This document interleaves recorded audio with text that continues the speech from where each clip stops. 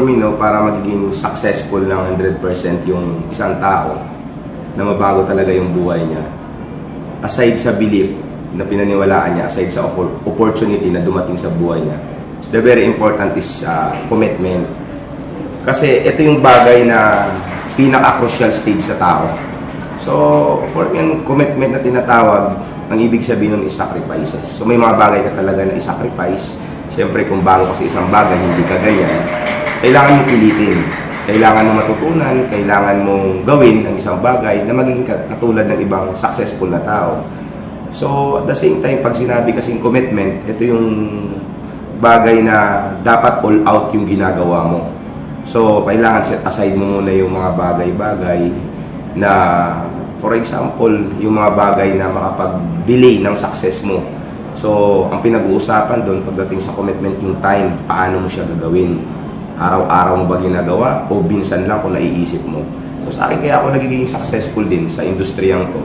Kasi for the past 2 years siya na ginawa ko. So, all out yon. Araw-araw ginagawa ko. Ang tulog ko halos 3 to 4 hours lang. Kausap ng tao, 5 hanggang 10 tao araw-araw, may sasali man o wala. Hindi ako nagpa-apekto sa mga discouragement at negative na tao. May mga bagay ako na sinacrifice, birthday, anniversary.